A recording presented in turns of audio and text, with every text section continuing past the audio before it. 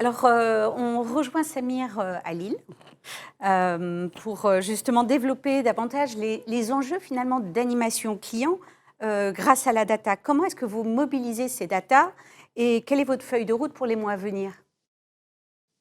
Alors, la feuille de route, j'allais dire, c'est de mobiliser justement ces datas, c'est d'être capable finalement de les réunir et de les rendre exploitables, accessibles, et en qualité évidemment.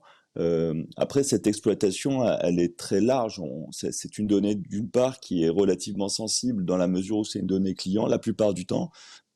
Cette donnée, est soumise à une réglementation, à aussi des règles d'éthique, donc on s'attelle aussi à être autant que faire se peut respectueux de ces règles d'éthique qu'on se fixe nous-mêmes et évidemment strictement respectueux de la législation.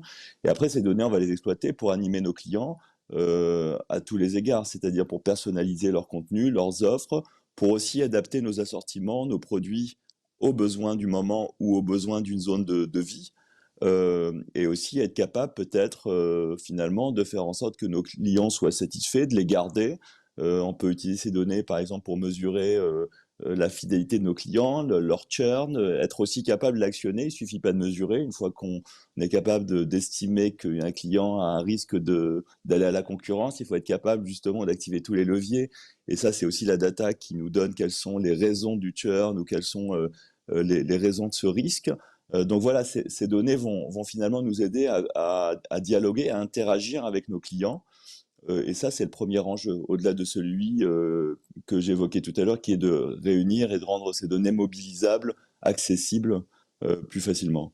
Quand je dis mobiliser les données et les rendre accessibles, c'est finalement se doter d'un single point of truth qui nous permettrait finalement d'avoir en un point unique toutes les données de l'entreprise disponibles et facilement disponibles. Mais pour ça, on a finalement un système d'information qui est ce qu'il est, c'est-à-dire qu'en fait, c'est un système d'information qui existe depuis plusieurs décennies, où on a empilé des couches successives de dispositifs, d'applicatifs.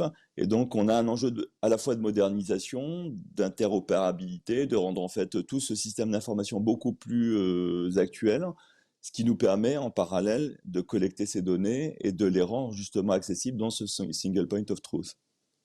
On parle aussi de valeur de la donnée client quand on est à la fois en charge et de la data et de la partie IT. Quels sont, est-ce qu'il y a des KPI sur lesquels on se concentre? Comment vous fonctionnez? Alors, les KPI sur lesquels on va se concentrer sont très finalement verticaux, c'est-à-dire qu'en fonction de ce qu'on va faire de cette information, de cette donnée, on va avoir effectivement un certain nombre de KPI. Alors, quand il s'agit de données clients, on retrouve des KPI classiques, hein. J'en ai cité un, le churn par exemple en est un, c'est-à-dire la propension qu'ont nos clients à aller à la concurrence ou à ne plus être clients, c'est un KPI important. Sa satisfaction est un KPI important. Alors, il y a des mesures classiques très connues comme le NPS, et il y a d'autres mesures qui sont peut-être plus comportementaux et qui nous permettent de mesurer cette satisfaction et la propension qu'ont nos clients à revenir et encore une fois être satisfaits de ce qu'on leur propose.